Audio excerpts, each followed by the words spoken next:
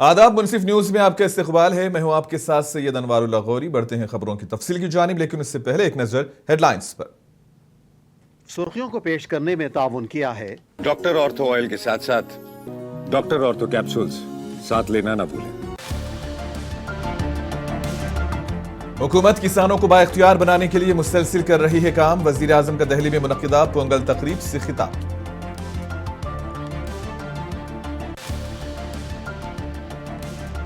राजनाथ सिंह ने 10वीं मुसल्लह अफवाज के साबिक फौजियों के दिन की दी मुबारकबाद। वजीर दिफा ने मुसल्लह अफवाज की कुर्बानियों की सताइश।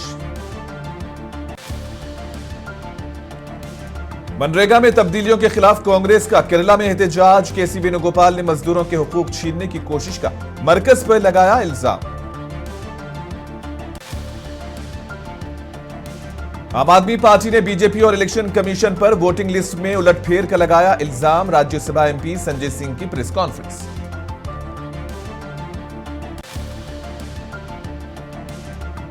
ईरान में हुकूमत मुखालिफ मुजाहिरों का सिलसिला जारी। क्रैकडाउन में हलाकतों की तादाद 2500 से ज्यादा होने कारकुनों का दावा।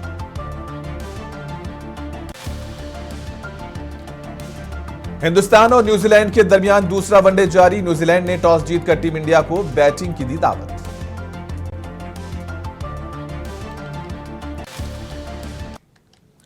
वजीर आजम नरेंद्र मोदी ने दिल्ली में मुनक्किदा पोंगल त्यौहार में शिरकत की। इस मौके पर वजीर आजम ने खिताब करते हुए कहा कि मरकजी हुकूमत किसानों को बाइख्तियार बनाने के लिए पुरअज़्म है और मुसलसिल काम कर रही है। उन्होंने कहा कि पोंगल का त्यौहार लोगों को सिखाता है कि फितरत के लिए शुक्रगुजारी सिर्फ अल्फाज तक महदूद नहीं होनी चाहिए, बल्कि इसे हमारी रोजमर्रा की जिंदगी का हिस्सा बनाना चाहिए। वजीर आजम ने कहा कि पोंगल का त्यौहार हमें सिर्फ अल्फाज नहीं बल्कि फितरत के लिए शुक्रगुजारी को कबूल करने की तरगीब देता है। हमें इसे अपने तर्ज जिंदगी का हिस्सा बनाना चाहिए। वजीर आजम ने कहा कि जब जमीन हमें बहुत कुछ देती है तो उसकी परवरिश करना हमारी जिम्मेदारी है। आइंदा नस्ल के लिए मिट्टी को सेहतमंद रखना, पानी का तहफ़्फ़ुज़ और वसाइल का दुरुस्त इस्तेमाल करना सबसे अहम है। केंद्र सरकार भी किसानों को सशक्त बनाने के लिए प्रतिबद्ध होकर लगातार काम कर रही है। साथियों, पोंगल का त्योहार हमें प्रेरित करता है कि प्रकृति के प्रति आभार केवल शब्दों तक सीमित न रहे, उसे हम जीवन शैली का हिस्सा बनाएं। जब ये धरती हमें इतना कुछ देती है, उसे संजोने का दायित्व भी हमारा है। अगली पीढ़ी के लिए मिट्टी को स्वस्थ रखना, पानी को बचाना और संसाधनों का संतुलित उपयोग करना सबसे जरूरी है। मिशन लाइफ, एक पेड़ मां के नाम, अमृत सरोवर जैसे हमारा अभियान इसी भावना को आगे बढ़ाते हैं। हम खेती को अधिक सस्टेनेबल और पर्यावरण के अनुकूल बनाने के लिए निरंतर काम कर रहे हैं। आने वाले समय में सस्टेनेबल खेती के तरीके, वाटर मैनेजमेंट, मैं तो लगातार कहता रहा हूं, पर drop more crop, natural farming, agritech और वैल्यू एडिशन की भूमिका बेहद महत्वपूर्ण है। इन सभी क्षेत्रों में हमारे युवा नई सोच के साथ आगे बढ़ रहे हैं। कुछ ही महीने पहले मैं तमिलनाडु में नेचुरल फार्मिंग से जुड़े एक सम्मेलन में शामिल हुआ था, जहां मैंने देखा कि हमारे तमिल युवा कितना बेहतरीन काम कर रहे हैं। यानी प्रोफेशनल लाइफ की बड़ी बड़ी चीजें छोड़ करके वो खेत में काम कर रहे हुए मुझे मिले। मैं खेती से जुड़े अपने युवा तमिल मित्रों से आग्रह करता हूं कि वे सस्टेनेबल खेती में क्रांति लाने के इस अभियान का और विस्तार करें। मरकजी वजीर दाखिला अमित शाह इन दिनों अपने आबाई रियासत गुजरात के दौरे पर हैं। अमित शाह ने आज गुजरात के अहमदाबाद में मुनक्किदा काइट फेस्टिवल में शिरकत की। इस मौके पर बीजेपी लीडरों और ओहदेदारों के अलावा आवाम की भी बड़ी तादाद मौजूद थी और इसी दौरान अमित शाह ने कहा कि यह त्यौहार हिंदुस्तान की पहचान है। कहा कि संक्रांति खुशियां और अच्छाइयां लाने वाला त्यौहार है।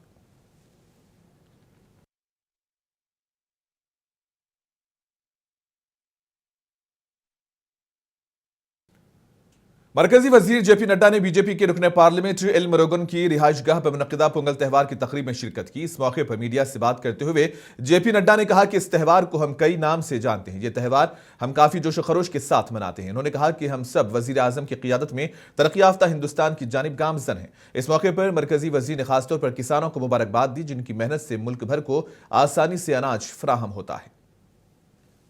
संक्रांति और विभिन्न नामों से जो हम आज ये त्यौहार मना रहे हैं, ये हर्षोल्लास का समय है और एक नई ऊर्जा, नई शक्ति, नए उत्साह के साथ हम सब लोग प्रधानमंत्री मोदी जी के नेतृत्व में कल्याणकारी काम जो देश में हो रहा है और विकसित भारत को हम जो अंजाम देने के लिए प्रयासरत सभी लोग हैं, उसमें हम सब लोग अपने आप को जोड़ते हैं। आज के दिन उत्साह के साथ, उमंग के साथ और नई ऊर्जा के साथ और समाज में मंगल कामना, समाज के लिए मंगल कामना करता हूं।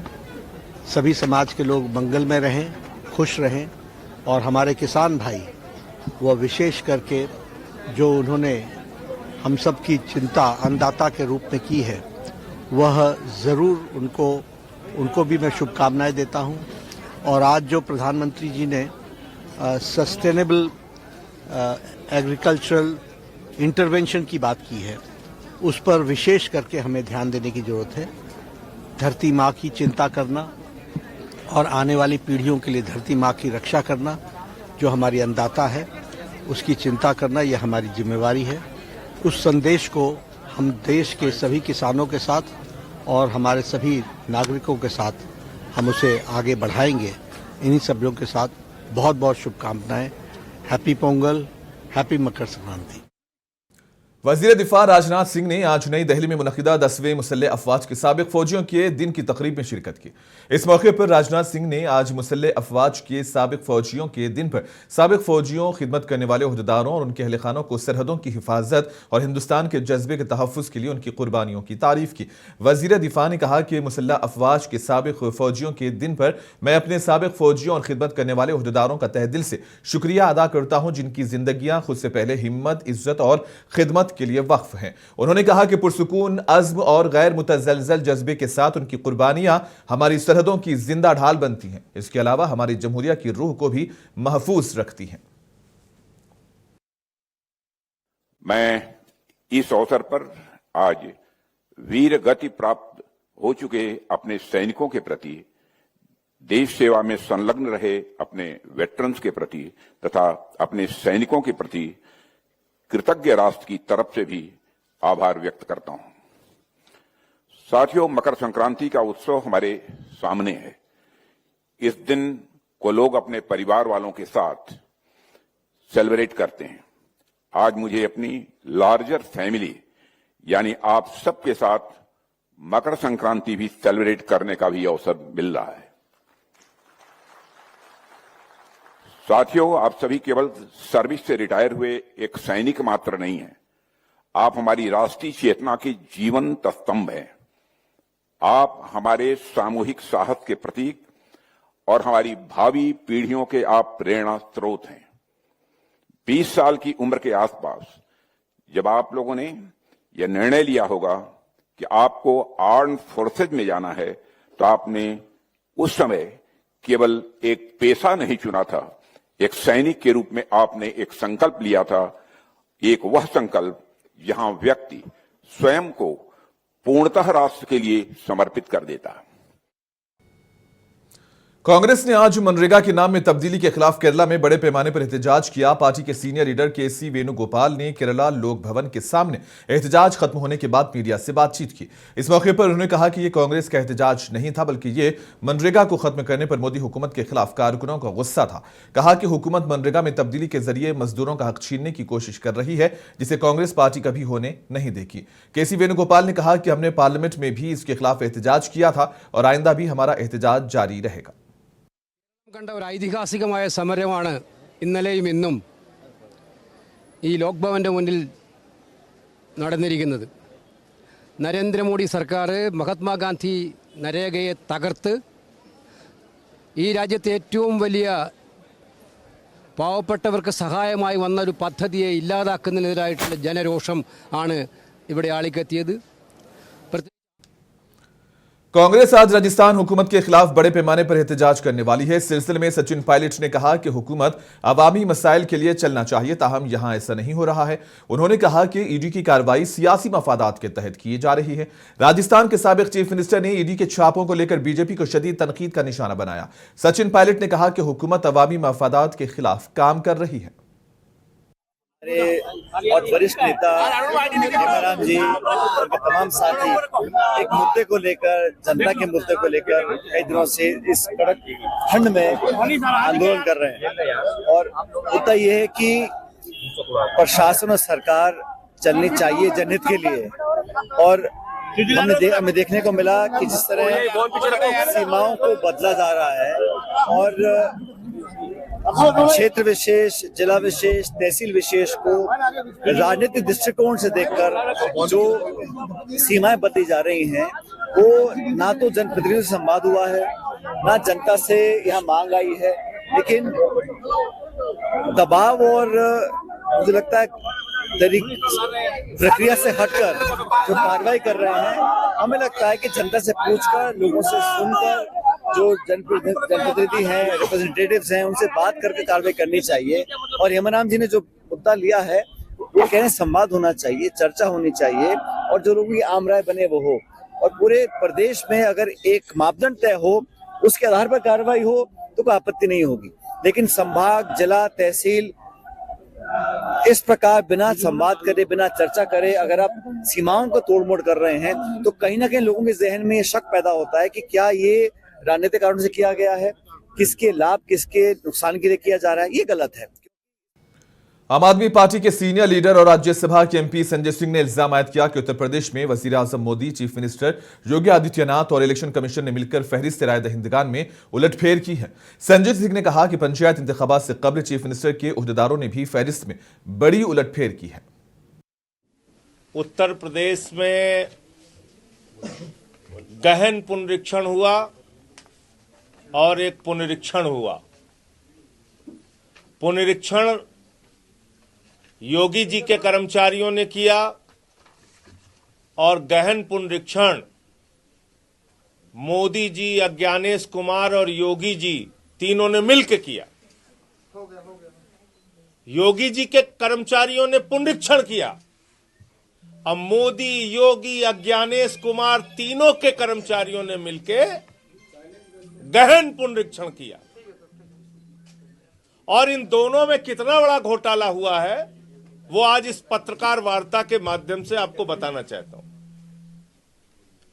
जाहिर सी बात है, जब आप गहन कर रहे हैं, एकदम गहन, एकदम घुस जा रहे हैं, खोद डाल रहे हैं, एकदम गहन, तो गहन वाले में तो कोई गलती मिलने की गुंजाइश नहीं होनी चाहिए। लेकिन उस गहन में क्या हुआ है और पुनरीक्षण में क्या हुआ है, उसका अंतर मैं आपके सामने सिलसिलेवार बताना चाहता हूं।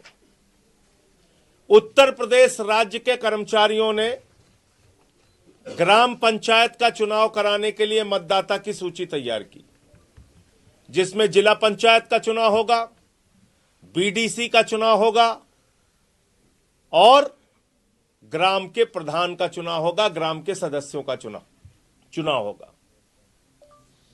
फिर उत्तर प्रदेश के ही राज्य के कर्मचारियों ने, यानी कि बाबा जी के ही कर्मचारियों ने, योगी जी के ही कर्मचारियों ने स्थानीय निकाय यानी नगर पालिका क्षेत्र, नगर नगर निगम क्षेत्र, नगर पंचायत क्षेत्र के लिए सूची तैयार की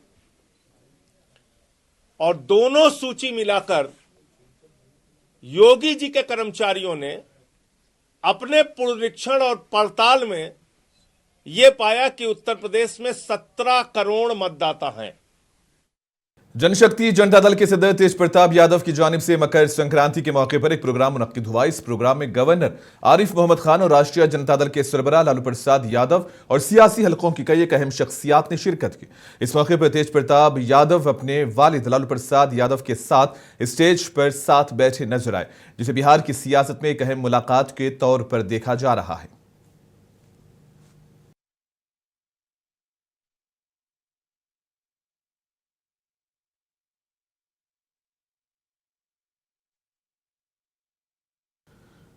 दिल्ली की चीफ मिनिस्टर रेखा गुप्ता ने आयुष्मान आरोग्य मंदिर का इफ्तिताह अंजाम दिया। इस मौके पर मीडिया से बात करते हुए रेखा गुप्ता ने कहा कि यह बुनियादी सेहत की देखभाल के लिए एक प्लेटफॉर्म फराहम करेगा।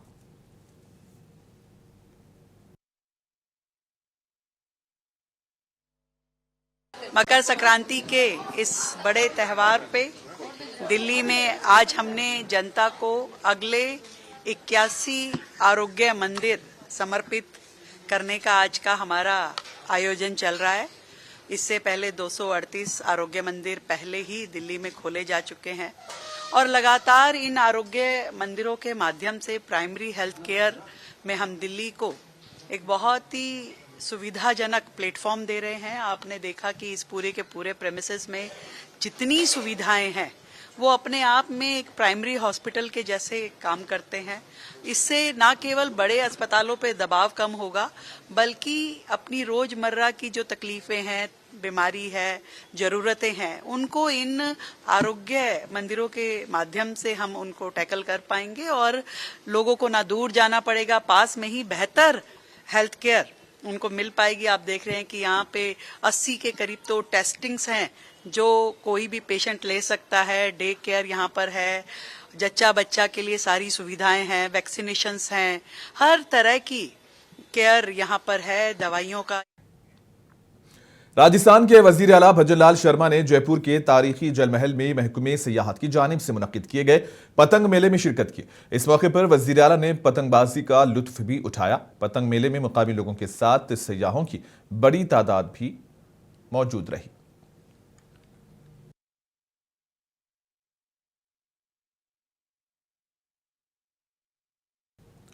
इंटेलिजेंस एजेंसीज ने जैश मोहम्मद की तरफ से एक बड़ी दहशतगर्दाना साजिश का इंतबाह दिया है। इंटेलिजेंस एजेंसीज ने कहा कि जैश के अलकायदा, तालिबान और हक्कानी नेटवर्क से मजबूत ताल्लुकात हैं और ये तंजीमें मुश्तरका तौर पर IED हमलों की मनसूबाबंदी करती हैं।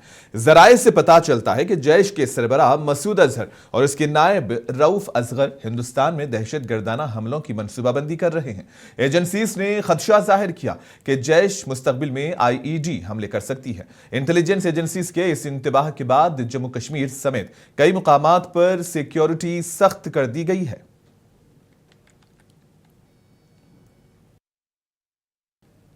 कोलकाता के बीबी गांगुली स्ट्रीट में फर्नीचर की 3 दुकानों में भयानक आग लगी। इत्तला मिलते ही 9 फायर टेंडर्स मौके पर पहुंचे और फिर आग पर काबू पाने की कोशिश की। इसी दौरान मुकामी पुलिस भी मौके पर पहुंच गई और राहत व बचाव के कामों में हिस्सा लिया। पुलिस के मुताबिक इस हादसे में किसी जानी नुकसान की कोई इत्तला नहीं है। इसी दौरान पुलिस ने केस दर्ज करके तहकीकात का आगाज कर दिया है। Actually, the currently situation under control. To detect the right cause of fire, we also approached to the forensic department for examination, forensic examination. Now it's totally under control. The fire is restricted in the 3 shops and their godowns, and no chance of spread of fire. Now totally controlled. 3 number shops and associated godown of their no report, no casualty reported till date. Sir total कितनी गाड़ियाँ थी? Total 10 गाड़ियाँ थी। हम लोग 4 side में 6 water jet से cover करके उसको कंट्रोल में लेता है।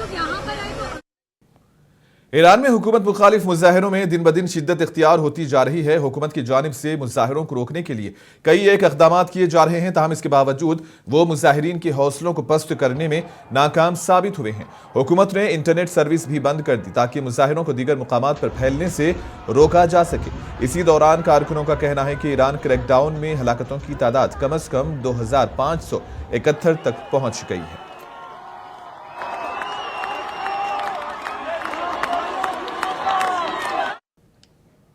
अमेरिकी सदर डोनाल्ड ट्रंप ने ईरान पर दबाव बढ़ा दिया है, यहां तक कि हुक्काम ने मुल्कगीर एहतजाज के खिलाफ पुरतशद्दुद क्रैकडाउन शुरू कर दिया है। ट्रंप ने कहा कि उन्होंने ईरानी हुक्काम के साथ तमाम मुलाकातें मनसूख कर दी हैं। अमेरिकी सदर ने मजीद कहा कि मुज़ाकरात इस वक्त तक दोबारा शुरू नहीं होंगे जब तक वो मुजाहिरीन के बेहोश कत्ल को खत्म नहीं कर देते। सोशल मीडिया पोस्ट में ट्रंप ने ईरानी शहरियों से बराह रास्त अपील के दौरान जोर दिया कि वो एहतजाज करते रहें और अगर मुमकिन हुआ तो अपने इदारों का कंट्रोल संभाल लें। मुजाहिरीन से खिताब करते हुए ट्रंप ने यह कहा कि मदद जारी है, हालांकि उन्होंने यह वाज़ेह करने से इनकार किया कि इस हिमायत में क्या शामिल होगा।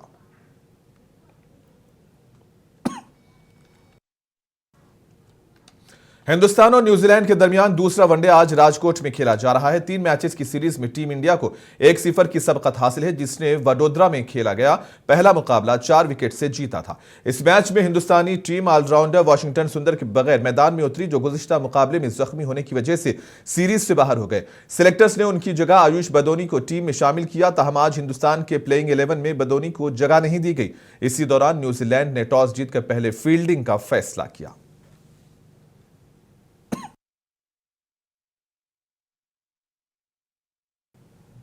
और इधर दूसरी जानिब शायकीन भी आज हो रहे हिंदुस्तान और न्यूजीलैंड मैच को लेकर काफी पुरजोश हैं। मुल्क भर से राजकोट पहुंचे शायकीन को खासतौर पर साबिक कप्तानों रोहित शर्मा और विराट कोहली से काफी तवक्कुआत हैं। उन्होंने कहा कि हमें तवक्को है कि टीम इंडिया आज न सिर्फ मैच जीतेगी बल्कि इस सीरीज पर भी अपना कब्जा जमा लेगी।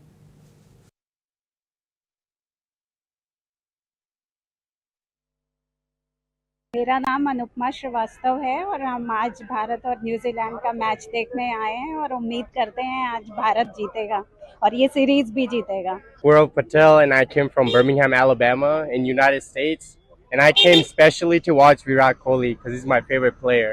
I tried to buy the tickets for Baroda but I couldn't find it, so we drove all the way here to watch him play.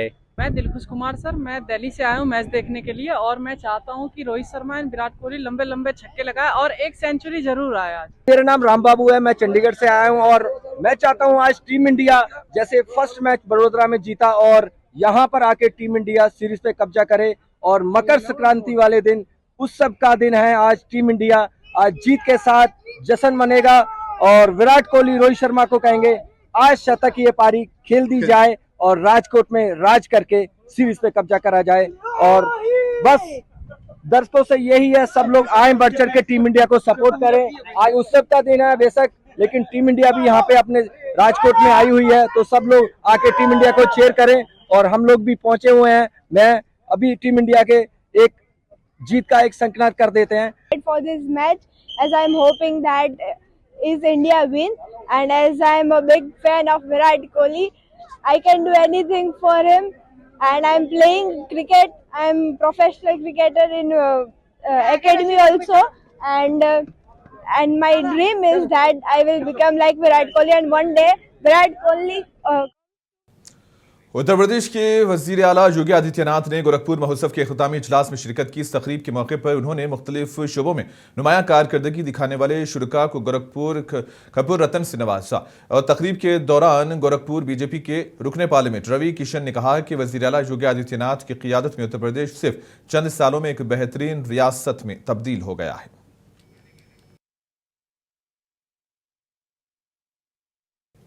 और इसी के साथ ही खबरों का सिलसिला यहीं पर इख्तिताम पजीर होता है। दीजिए इजाजत, आदाब।